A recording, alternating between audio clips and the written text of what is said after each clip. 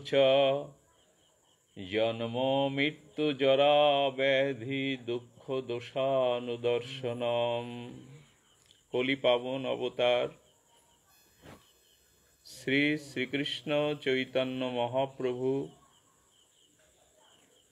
ও পরম পতিত পাবন পতিত উদ্ধারণ শ্রী শ্রী নিতাই চাঁদের মহা অনুকম্পায় রাধা মাধবীর অহৈতুকী করুণায় শ্রীধর মাসিস্থ কৃষ্ণপক্ষীয় শ্রীমন্দির শ্রী অঙ্গনে গুরুবারে প্রয়াত পঞ্চানন দেবনাথ তৎসহধর্মিণী প্রয়াতা শোভারানী দেবনাথ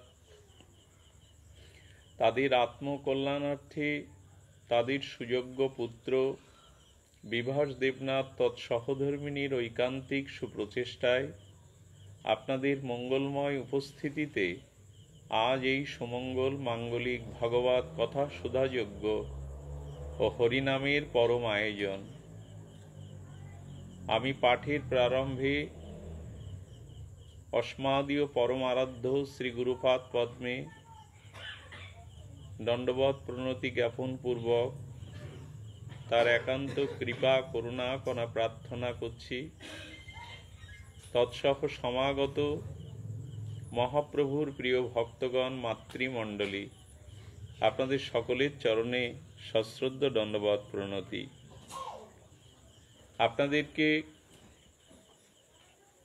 এই প্রচণ্ড তাপদহ দগ্ধতায় আপনারা প্রত্যেকেই শারীরিক কষ্ট পাচ্ছেন, এই জন্য ক্ষমা প্রার্থনা করছি। আপনাদের শারীরিক কষ্ট দূর করার ব্যবস্থা আমাদের কাছে নাই, এটা আমাদের অযোগ্যতা।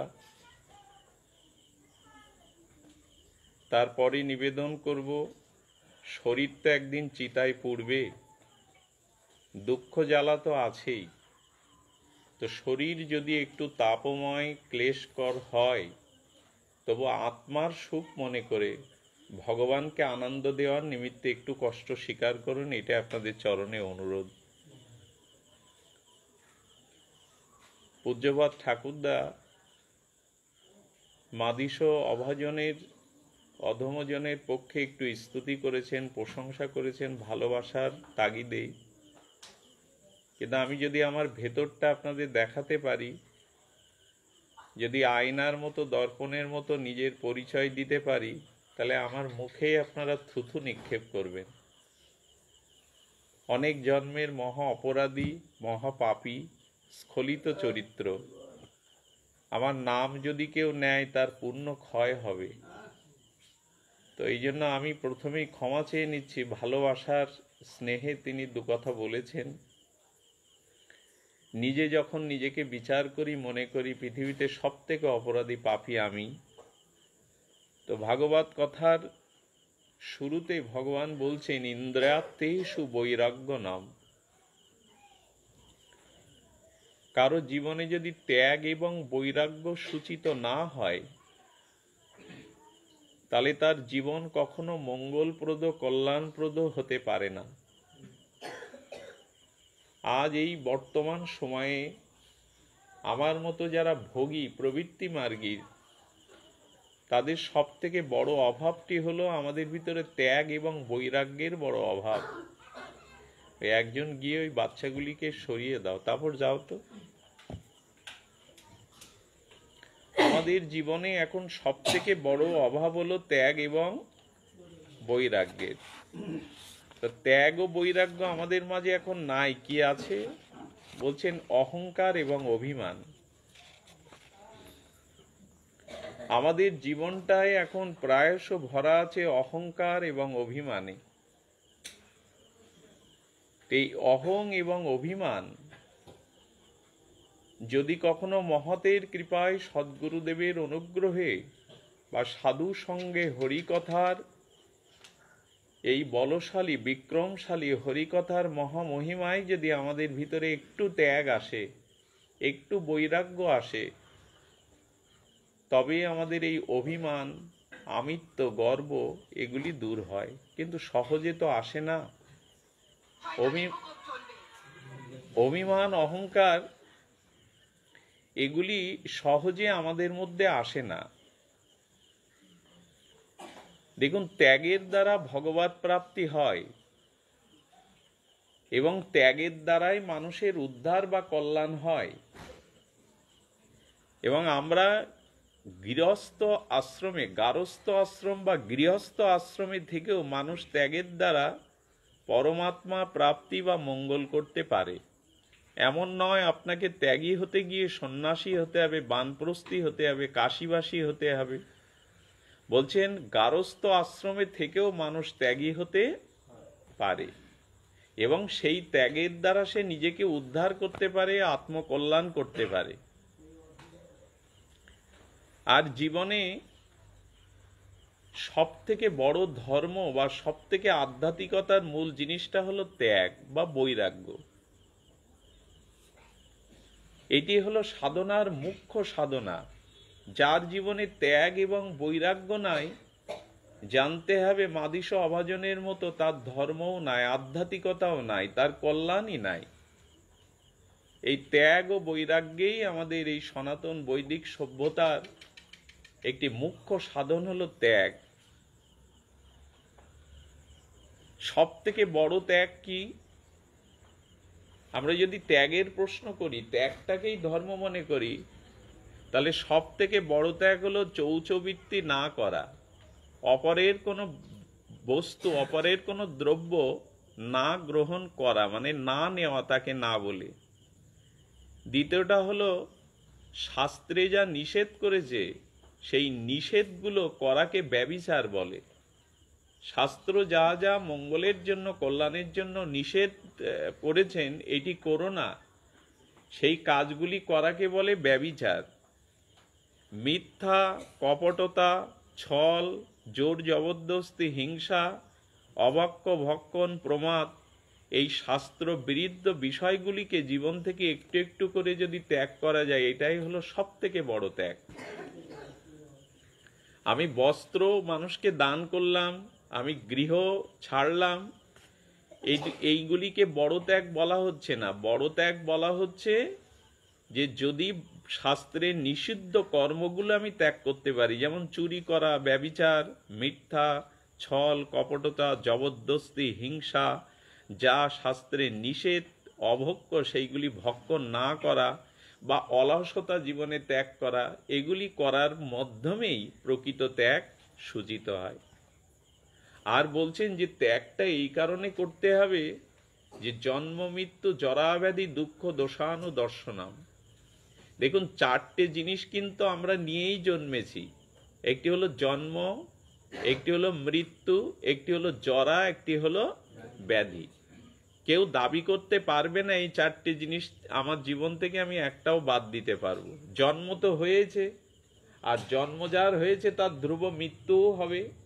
আর এই জন্ম মৃত্যুর মাঝখানে দুটি জিনিস আমাদের প্রত্যেকের আছে, একটা হলো জরা আর একটা হলো ব্যাধি।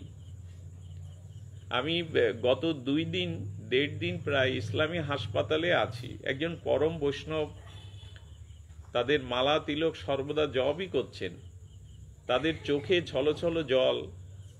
তার মেয়েটির একটি গর্ভের 3 মাসের সন্তান মারা গেছে এবং তারা বৈষ্ণব পরিবার, প্রসাদ ভোজী।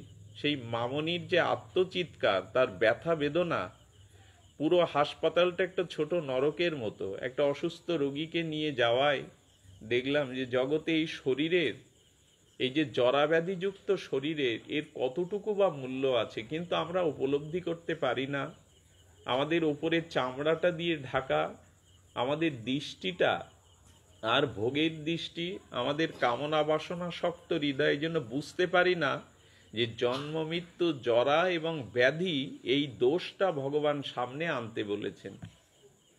তুমি তোমার সম্মুখে এই চারটে দোষকে সর্বদা দেখো, জন্ম মৃত্যু জরা ব্যাধি। জন্মের যন্ত্রণা আমরা ভুলে গেছি, আর মৃত্যুর যন্ত্রণা একসাথে 400 বিষাক্ত সর্প দংশন করলে যে যন্ত্রণা হয়, মৃত্যুর সময় সে জাতীয় যন্ত্রণা হয়। আর জরা ব্যাধির কথা তো কাউকে ব্যাখ্যা করার, ওই যে বললাম অল্প বয়সী মেয়ে বিবাহ হয়েছে, তার 4 মাসেই সন্তানটা গর্ভে মারা গেছে, তার যে আত্মচিৎকার, তার পিতামাতার যে চোখের জল পুরো হাসপাতালকে ভারী করে তুলেছে। দেখলাম সেই জরাব্যাধি কাছ থেকে আমরা প্রত্যেকেই দেখি আমাদের জীবনে আসে।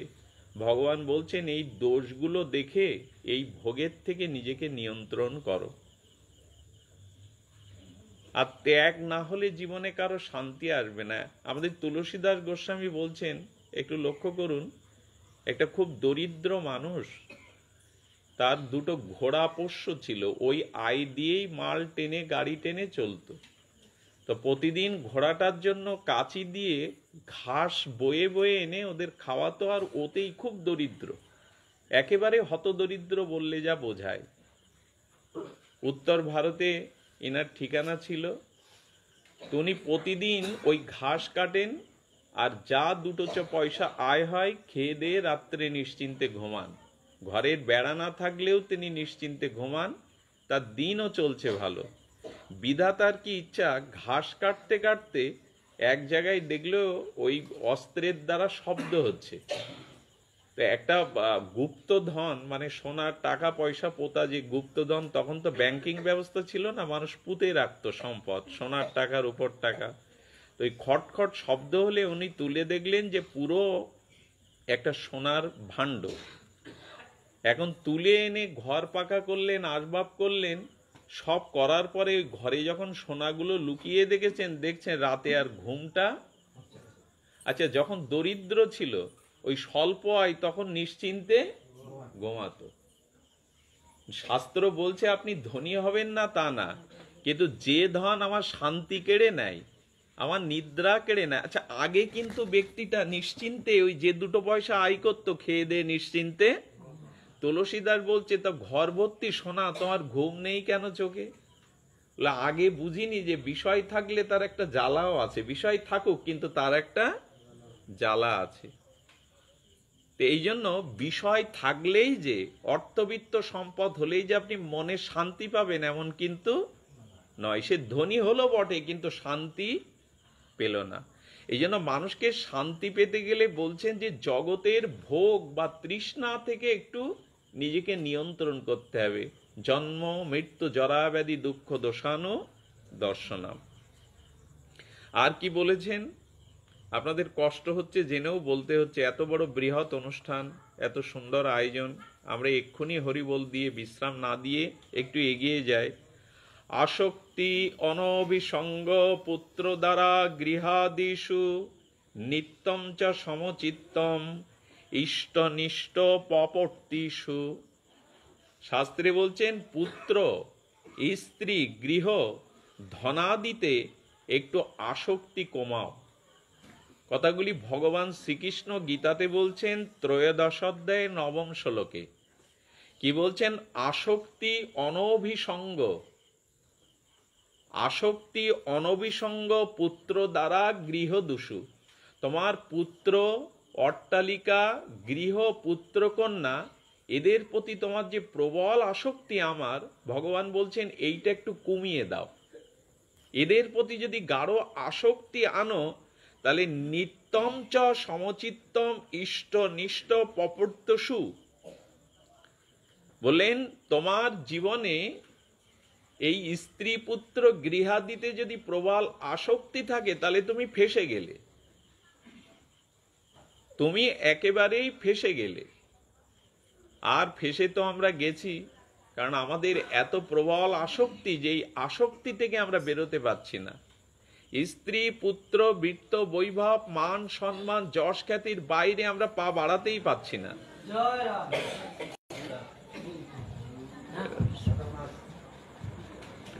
ওটা দেওয়া লাগবে। আমরা স্ত্রী পুত্রের আসক্তি থেকে বেরোতেই পাচ্ছি না। তো ভগবান বলছেন যে এই আসক্তিটা তুমি একটু কমিয়ে দাও, তবে এটা সহজে কমবে না। আর এই অনভিসঙ্গ অর্থাৎ তাদের সঙ্গের আসক্তি একমাত্র সাধু সঙ্গ ব্যতীত কমবে না। দেখুন সাধু সঙ্গের মহামহিমা আপনাদের একটু জানাই। আচ্ছা, কোন সম্রাট বা রাজার কাছে যদি কাচের টুকরো থাকে, তার মাথায় কাচের টুকরো সেট করা আছে, সম্রাটের যে তাজ মুকুট সেখানে করেছেন কি কাচের টুকরোগুলো সেট করা আছে। আচ্ছা, সাধারণ লোক সম্রাট বা রাজার মাথার মুকুটে কাচের টুকরো, ওটাকে কি ভাববে? সকলেই ভাববে এটা হীরার টুকরো, কারণ সম্রাটের মাথায় রাজার মুকুটে যেটা আছে সবাই কি কাচের টুকরো ভাববে? একটু কথা বলবেন।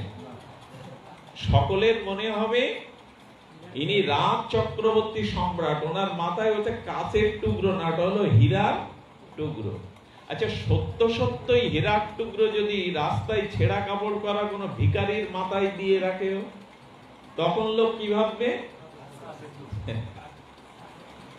সম্রাটের মাথায় রাজার মুকুটে যদি কাচের টুকরো ছেদ করা থাকে, লোক ভাববে এটা হলো হীরা।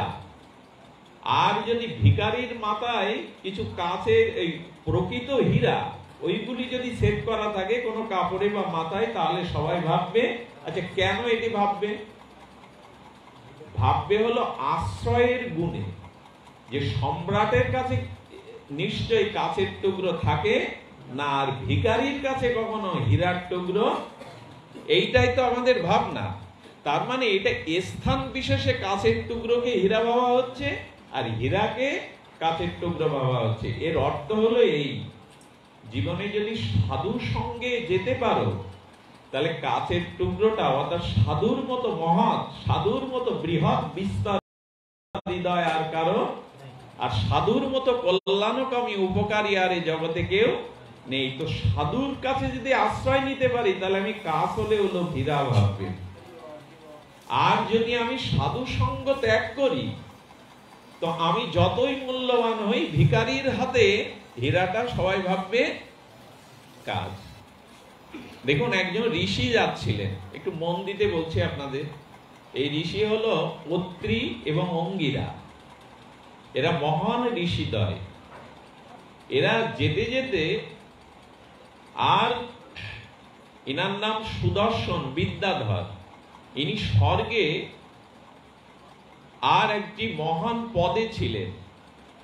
তো স্বর্গগামী বিদ্যাধর সুদর্শন, তিনি ঋষিরা এই অত্রি এবং অঙ্গিরা, এরা গায়ের রং ছিল কালো। ঋষিমুনিরা তো আত্ম অনুসন্ধানে রত, ভজনে রত, তারা দেহের দিক তামাটে পড়ে গেছে। কালো গাত্র রং দেখে বলছেন, এই দেখ দেখ বিদ্যাধর সুদর্শন অন্যদের দেখাচ্ছে, দেখ দেখ কি সুন্দর চেহারাবান পরিষ্কার লোক যাচ্ছে, মানে ঠাট্টা করলেন। তো অত্রি এই ঠাট্টা শুনে এবং অঙ্গিরা এই ঠাট্টা শুনে বললেন, ঋষি মুনিদের সম্মান করতে শেখনি? তো তুমি স্বর্গের বিদ্যাধর সুদর্শন হলে অভিশাপ দিচ্ছি, তুমি বিষাক্ত কালো সর্প হয়ে জগতে জন্মাও। আমি আপনাদের একটা কথা বলি, যে জগতে আমরা যাই করি, কোনো মহৎকে অবজ্ঞা করবেন না। একটু মালা তিলক, সে যদি অন্যায়ও করে, সেই অন্যায়ের প্রতিফল তাকে পেতে হবে, তাকে তার অন্যায়ের প্রতিফল পেতে হবে। কিন্তু আমি যে নিন্দাটি করলাম, সেই নিন্দাতেও আমার এসে গেল অপরাধ। এই জন্য কোনো মহৎকে, গুরুজনকে, পিতামাতাকে, সাধুজনকে যেন আমরা অবজ্ঞা না করি। ইনি স্বর্গের বিদ্যাধর সুদর্শন, আর ঋষিকে কালো দেখে বলছেন, দেখ দেখ কি সুন্দর, কি অপরূপ দেখতে। এই অপমান করার সাথে সাথে ঋষি বললেন, আচ্ছা, ঋষিরা অপমান শুনে তারা অভিশাপ দেবে কেন? তারা তো ঋষি মুনি, কেউ তাকে ভুল বুঝতে পারে, কেউ তাকে সমালোচনা করতে পারে। তাহলে অধম যদি অধমের কাজ করে, তুমি উত্তম হয়েও তাকে অভিশাপ দেবে কেন? আপনাদের একটা কথা বলি, অসাধু ব্যক্তি যদি আপনার গলা জড়িয়ে ধরে মমতায়, ভালোবাসায়, জানবেন ও আপনাকে নরকে নেওয়ার জন্য গলা জড়িয়ে ধরেছে। আর পিতা মাতা, গুরু, সাধু ব্যক্তি যদি আপনাকে অভিশাপ দেয়, জানবেন আপনার মুক্তির পথ করে দিল। আচ্ছা, একজনের অভিশাপ আপনার মঙ্গল হলো, আর একজনের অসৎ লোক যদি আপনার গলা জড়িয়ে ধরে মমতার বন্ধনে, জানবেন নরকের পথ আপনার পরিষ্কার হয়ে গেল। কেন এটি হবে? এই জন্য ডাক্তার যখন ওটিতে ছুরি হাতে দাঁড়ায়, আর আপনার গৃহে কোনো ডাকাত বা সন্ত্রাসী যখন আপনার সামনে ছুরি ধরে, দুটো ছুরি ধরা কি একরকম অনুভূতি হয় আমাদের? বলবেন একটু একরকম হয়? দুজনের হাতেও তো ছুরি। তো ডাক্তারের হাতে ওটিতে ছুরি দেখলে মনে হয় হ্যাঁ আমার বুকে বা আমার উদরে ছুরিটা প্রবেশ করাবে, অপারেশন করবে, কিন্তু আপনজনেরও মেনে নেয়। আর যার বুকে ছুরি বসাবে সেও নিজের রোগ মুক্তির জন্য ওটাতে ভয় না পেয়ে মেনে নেয়। কিন্তু সন্ত্রাসী বা ডাকাত যখন রাতের অন্ধকারে ছুরি ধরে, আমাদের কি ওইরকম চিন্তা হয়? আচ্ছা, ডাক্তার ছুরিটা বুকে বসায় আমাকে বাঁচাবার জন্য, আর দস্যু আমার বুকে ছুরি বসায় আমাকে মারার জন্য। তেমন পিতামাতা গুরুদেব যখন কাউকে অভিশাপও দেন, ওটা তার মঙ্গলের কারণ হয়। আর অসৎ ব্যক্তি যখন গলা জড়িয়ে ধরে আশীর্বাদ দিতে থাকে, সেটা আপনার অমঙ্গলে। আমি বোঝাতে পারলাম না, তবে এইটুকু বলতে পারি, অহল্যাকে অভিশাপ দিলেন গৌতম মুনি। কি দিলেন? তুমি পাষাণ হও অপরাধের কারণে। এইটা কি আদৌ অভিশাপ? কারণ অহল্যা পাষাণী হলোই বলে, এই জন্য রামচন্দ্রের চরণে স্পর্শ পেয়ে ধন্য হয়ে গেল অহল্যা।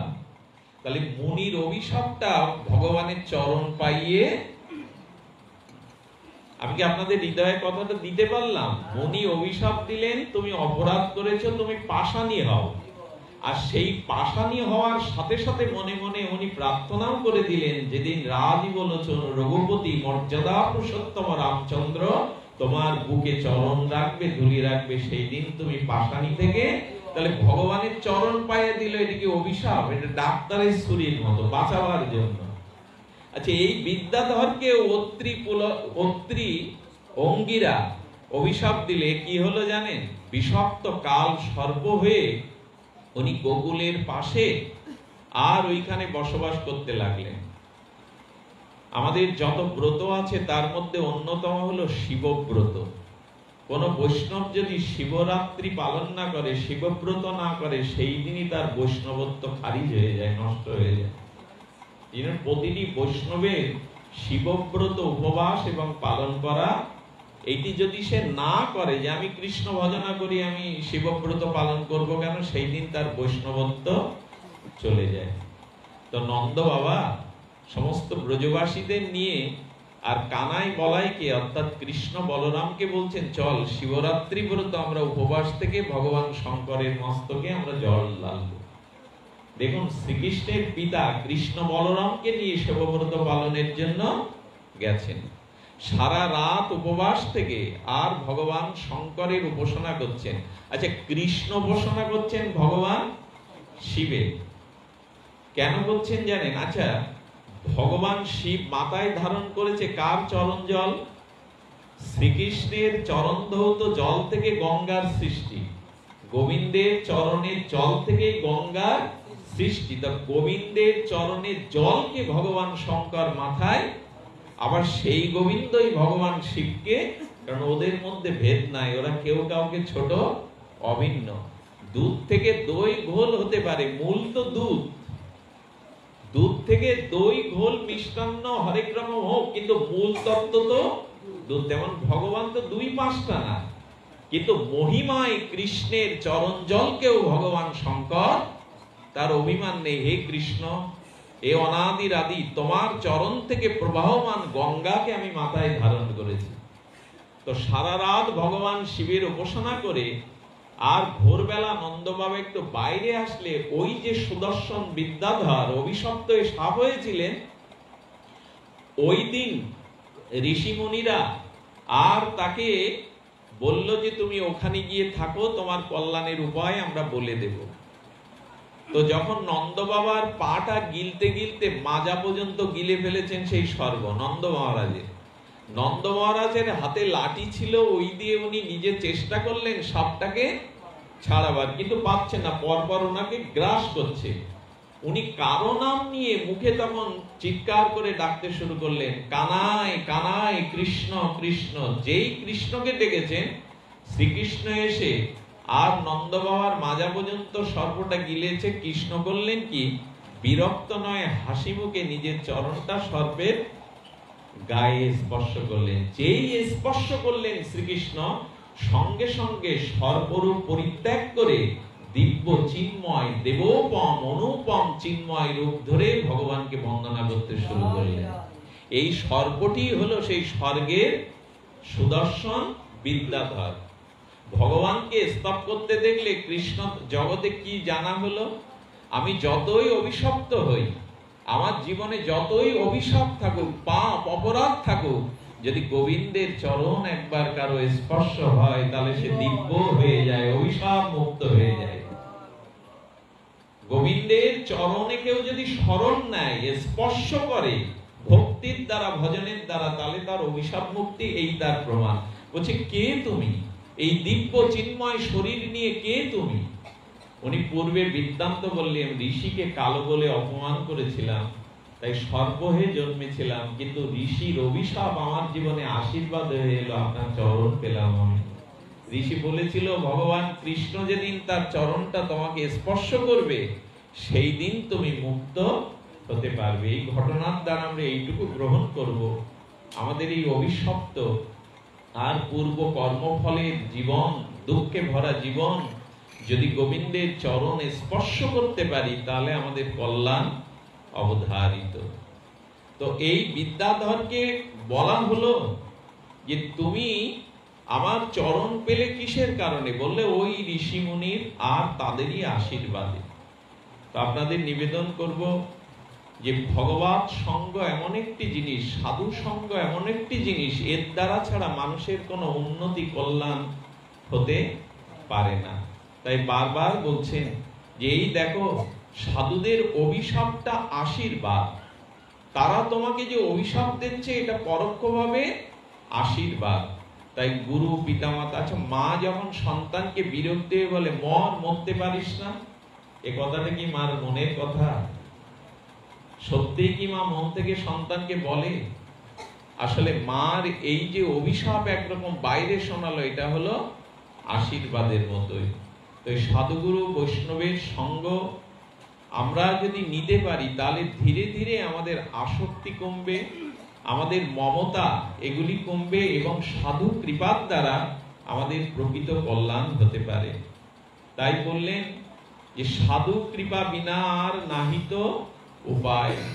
কাম ক্রোধ সাধকেরে কিবা সে করিতে পারে, যদি হয় সাধুজনার সঙ্গ।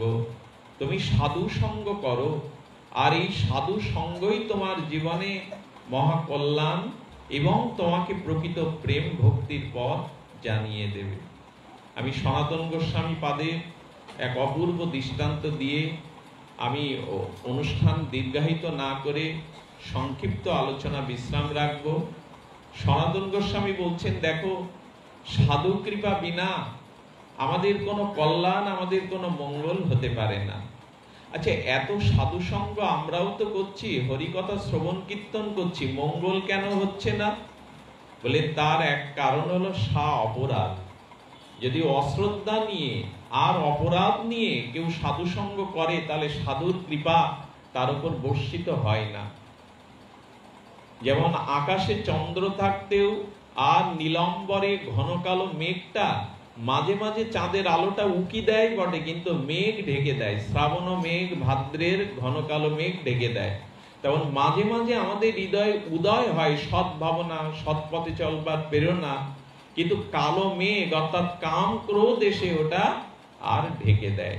তাই বলছেন ভাগবত শ্রবণ করো, সাধু সঙ্গ করো, তাহলে কোনো না কোনো দিন তোমার বিবেক, কোনো না কোনো দিন তোমার চিত্ত সংশোধিত হবেই হবে। এই জন্য আমাদের উচিত হবে সাধু সঙ্গ গ্রহণ করা। আমাদের সনাতন গোস্বামী পাদ একটি ঘটনা বলেছিলেন, আমি ঘটনাটা উল্লেখ করে পাঠ বিশ্রাম রাখছি। এক রাজা বহু সাধ্য সাধনার ফলে তার একটি সন্তান জন্ম নিয়েছিল, একটা মাত্র সন্তান। আর রাজার উত্তরাধিকারী হিসাবে এক দস্যু এই রাজ সম্পদ লুট করবার বহুদিন পরিকল্পনা করেছিল। কিন্তু বাচ্চাটাকে রাজা পিতা হিসাবে যেভাবে আদর করছেন, ওই ডাকাতের মনে, দস্যুর মনে চিন্তা হলো মূল সম্পদের চাবি হলো ওর সন্তান।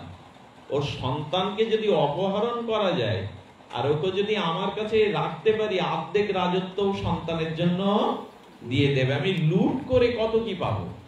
শুনছেন তো আপনারা? বলছেন আমি লুট করে কি পাবো?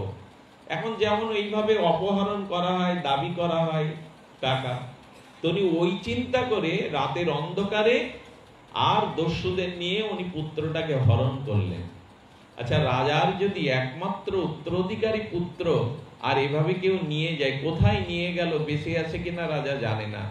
রাত দিন খাওয়া দাওয়া পরিত্যাগ করে আর উনি শোকান্বিত হয়ে চারিদিকে ঘোষণা করলেন, আমি অর্ধেক রাজ্য দিয়ে দেব আমার পুত্রের যদি কেউ সন্ধান দিতে পারো।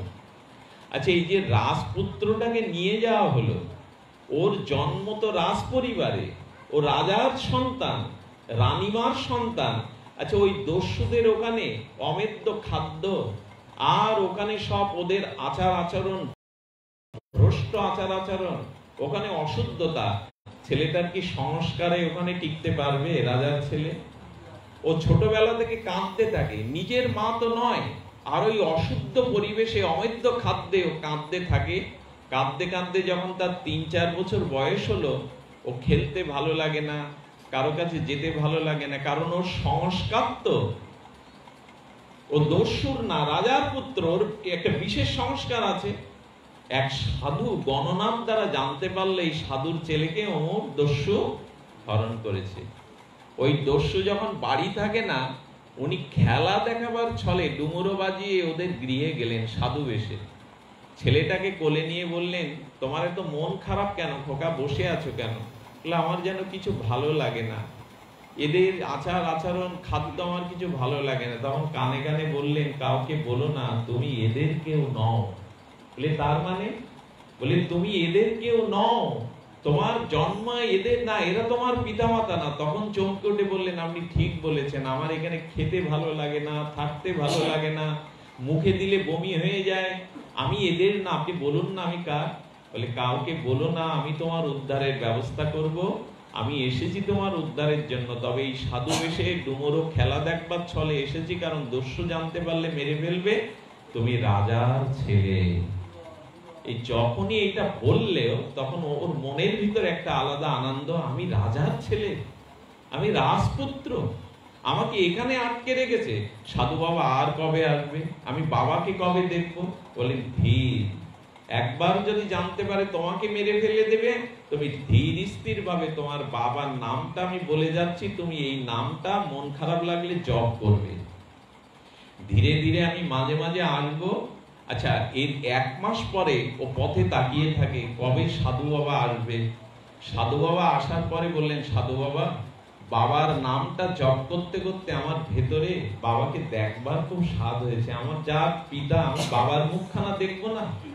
তখন উনি একটা ছোট ছবি এনেছিলেন, বললে এটা লুকিয়ে লুকিয়ে রাখবে, মাঝে মাঝে যখন মন খারাপ লাগবে ছবিটা দেখবে, আমি আগামী মাসে তোমাকে এখানে রাজাকে খবর দিয়ে শত্রুকে বিনাশ করে তার হাত থেকে আমি তোমাকে নেওয়ার ব্যবস্থা করছি, তুমি শান্ত থাকো। আসলে আমরা যদি এইটাকে একটু রূপ দিলাম, এটার মূল মানে কি জানেন? আমরা ভগবানেরই অংশ, মাময়ী মাংস জীবলোকে, আমরা অমৃতেরই পুত্র। এই যে জগতে পিতামাতা পেয়েছি, এরা আমার জন্মদাতা পিতামাতা, কিন্তু পরম পিতা হলে ভগবান। এই জন্মের যে বাবা মা, আগামী জন্মে তারা আমার বাবা মা হবে না, কিন্তু পরম পিতা ভগবান আমার জন্ম জন্মান্তরের পিতা। এই জন্য একটা মন্ত্র কিন্তু আমরা প্রায় বলি, তমেব মাতা চ পিতা, তমেব বন্ধুশ্চ সখা, তমেব বিদ্যা দ্রবিণং, তমেব সর্বং মম। হে ঈশ্বর, তুমি আমার প্রকৃত পিতা, তুমি আমার মাতা, তুমি আমার বন্ধু, তুমি আমার সখা, তুমি আমার সর্ব দেবময়। ভগবান মাতা পিতা, তিনি প্রকৃত পরম পিতা, পরম মাতা। তো আমরা সেই পিতার সন্তান, অমৃতের পুত্র হয়ে আমরা এই সংসারে আর অসৎ সঙ্গে অসৎ রঙ্গে আমরা পড়ে আছি দস্যুর ঘরে। আচ্ছা, আমাদের পরিচয় কে দিয়ে দেবে যে আমরা ভগবানের পুত্র, আমরা অমৃতের পুত্র? কে দেবে? শ্রী গুরু এবং সাধু জানিয়ে দেবে তুমি এদেরকেও না, এই সংসারের পিতামাতা এই স্ত্রী পুত্রের না, তুমি ভগবানের অমৃতের পুত্র। ওইখানে কামনা বাসনার দ্বারা হরণ হয়ে তুমি ভগবানের চরণ থেকে এদের মধ্যে পড়ে রয়েছে। আচ্ছা, আমাদের যে স্ত্রী পুত্র 50 বছর আগে এরা ছিল আমাদের জীবনে, 50 বছর পরে কি এরা থাকবে আমার জীবনে? তাহলে মাঝখানের এই সময়টুকু যারা আছে, তাও আছে অনেকটা স্বার্থের কারণে। স্বার্থ যদি না দিতে পারি আর কেউ মনে রাখবে না। তো এইটুকু স্বার্থের কারণে আমরা যে আছি, ভগবান বলছেন এই জন্য এদের প্রতি আসক্তিটা কমিয়ে তুমি যার পুত্র, যার থেকে এসেছো, তোমার বাড়ি এখানে না, তোমার পিতা মাতা প্রকৃত অর্থে গোবিন্দ, এটা মনে করিয়ে দেয় শ্রী গুরুদেব এবং সাধু। যখনই মনে করিয়ে দেয় তখনই কি হয় জানেন, বাবার নামটা বলে দিল না ওই সাধু, অন্তত তাকে না দেখলেও তার নামটা মুখে বললেও তো আনন্দ লাগে। বাবার নাম, মার নাম কার না ভালো লাগে? এই নামটা হলো সাধুগুরু দেয় ভগবানের নাম। কানে কানে যে মন্ত্র দেয় ওটা কি দেয়? ভগবানের নাম।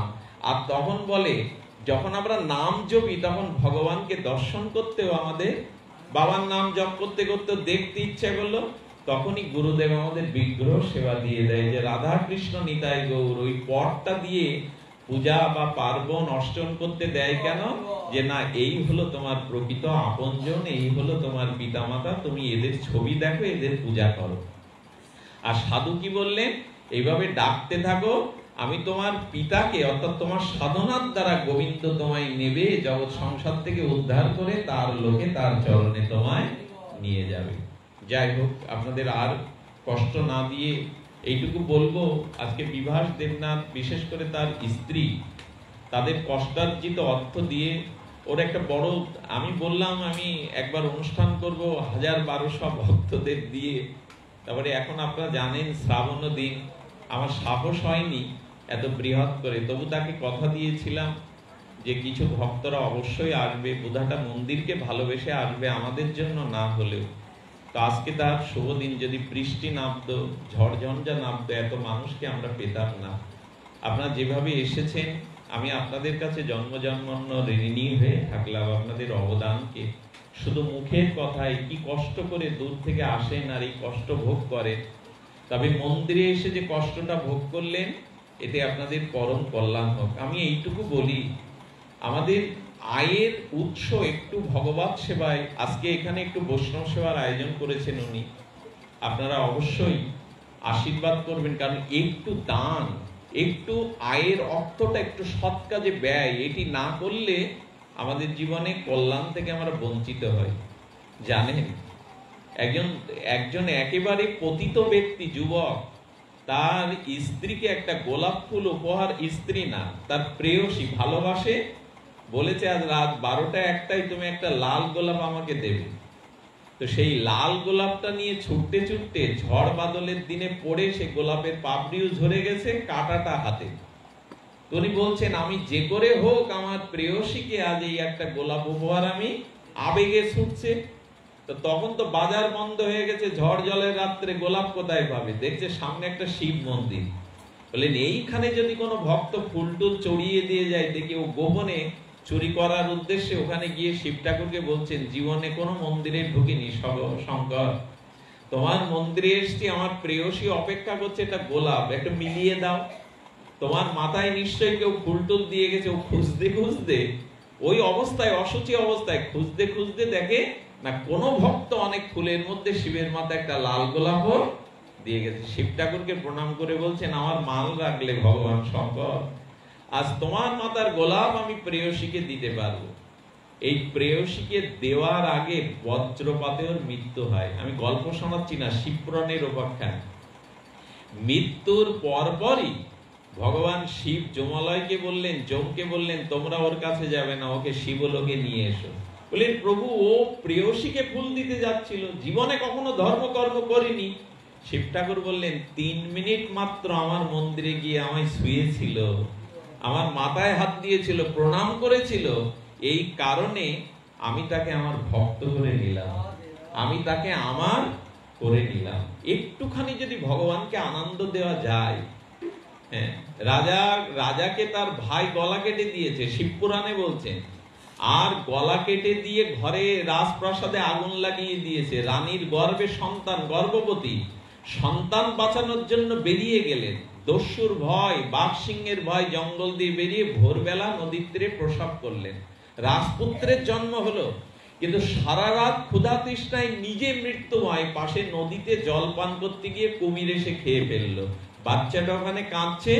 এক ভিখারিনী তার বাচ্চা কোলে করে যেতে গিয়ে তাকে রাজপুত্র, কি তার জ্যোতি, বলেনি এখন আমি কি করব। এখন কারো বিপদ দেখে যে এড়িয়ে যায় তাকেও নরকে যেতে হয়।